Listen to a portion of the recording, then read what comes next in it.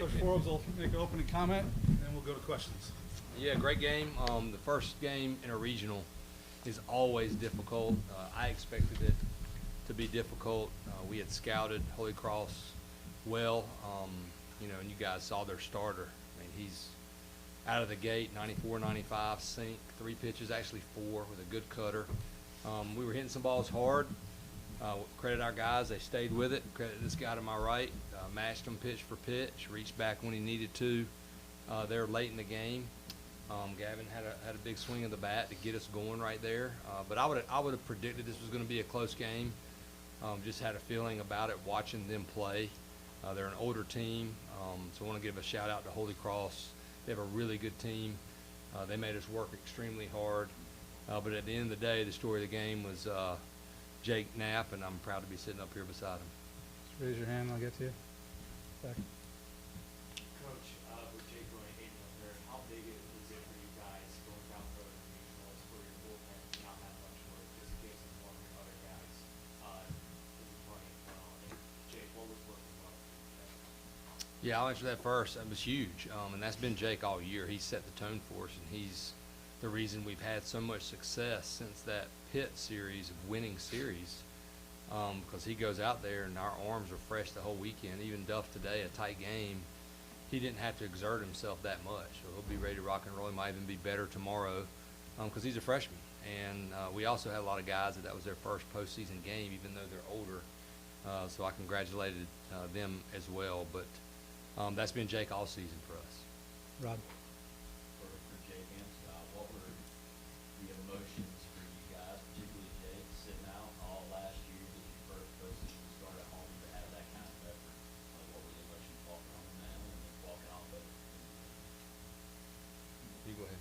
It was awesome. I mean, that's what I've been working for. The season's been great, but you play baseball for postseason baseball, and the adrenaline was high early. Walked the first guy, had a great at-bat, but was able to settle in, and like you said, I reached back when I needed to, but it was just awesome to be back out there with everybody, and that's a testament to everybody in the program.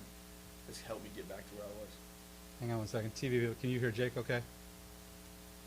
Okay. Yeah, for me, that was a 2-part question. Obviously just watching him go out was emotional for all of us because he didn't have to come back there. He could have signed a pro contract. He believed in, Coach Gaines and Coach Al. He believed in our program, and obviously he believed that he would get extremely good care rehabbing with Terry Joe and our training staff. And they deserve a lot of credit for where he is. People don't see the things that Terry Joe does and how hard she works. She does a phenomenal job of getting our guys better and getting them on the field. Far right, Adam, then Jaden. Jake, in the 6th inning when you have to get out of the bases loaded game there, what were you feeling? You had the big reaction when you got the strikeout, but you may have been grunting a little more than normal. I don't know. Were you running more than you normally do? And what was going on there? Yeah, I was. I knew in that situation, it was one of those moments where I did have to reach back, so I knew I had some more in the tank, and in a big situation like that, I'm not going to leave anything out there. So I was definitely grunting more than I usually do, but oh well. Gavin, your reaction to that?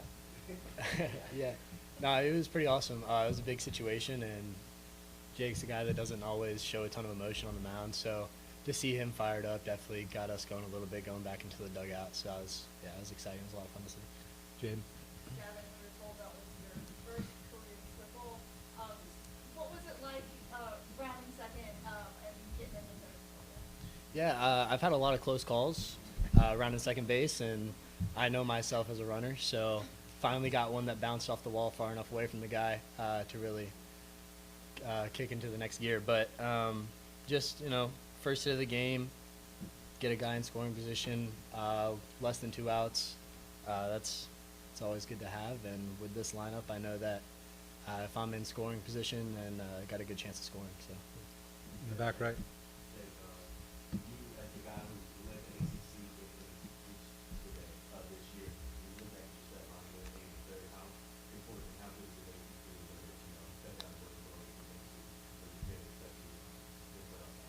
That's my biggest goal going into every weekend, is to try and get deep into a game and give us a chance to win. So it's been my mindset to just attack and try and let other teams put the ball in play, not necessarily chasing strikeouts or any of that. Trying to get deep and have quick innings, and the defense is great, and they've helped me all year. So that's honestly the biggest key for me, is just having the other team put the ball in play and trusting those guys behind me because they're great.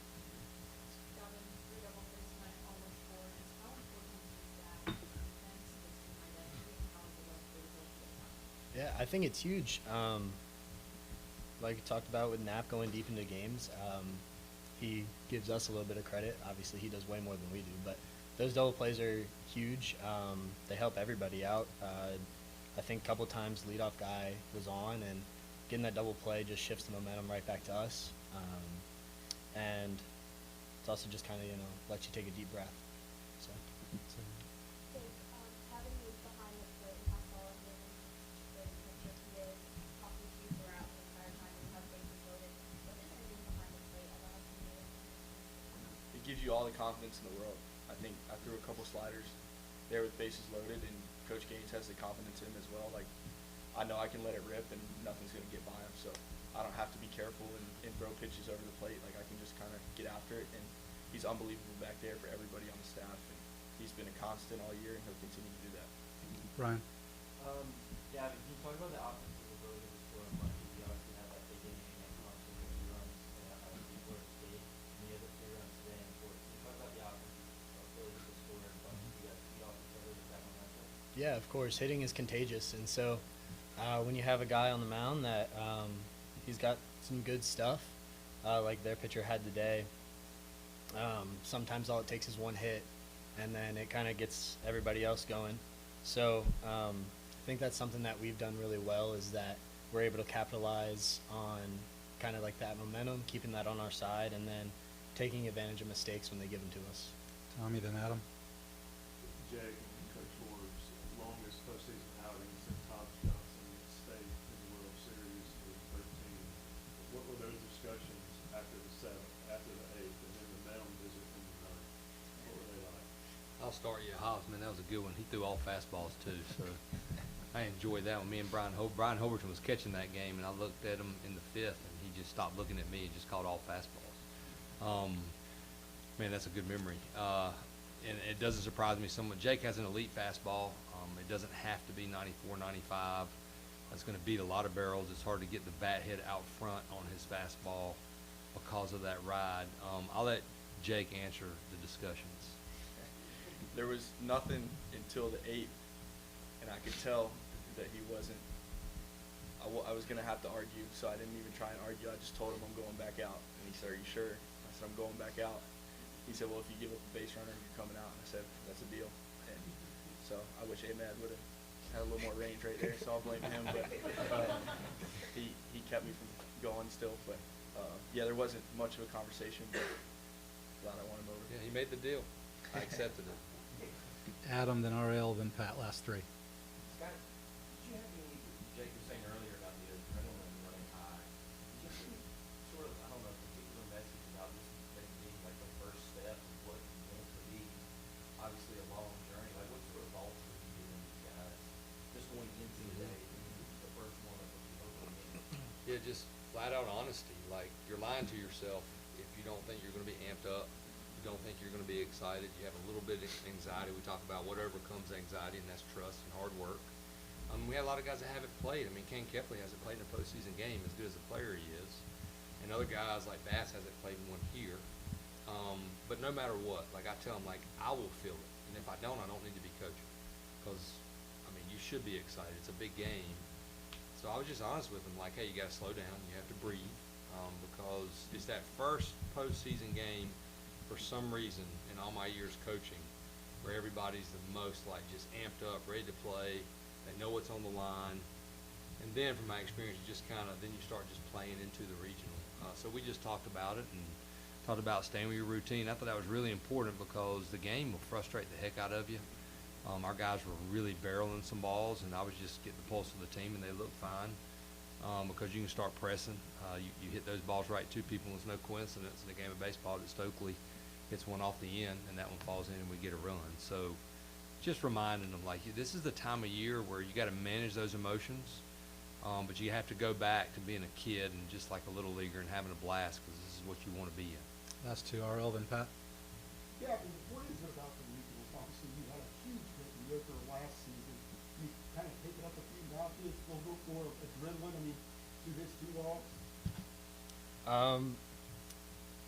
I wish I had an answer for you, but I just try to go about every game like it's just another game. Obviously, you get into the postseason, it's not just another game, but just stick to my routine. I stick to my plan. I try to execute our approach at the plate, and sometimes if you do all that, good things happen. So. Patrick.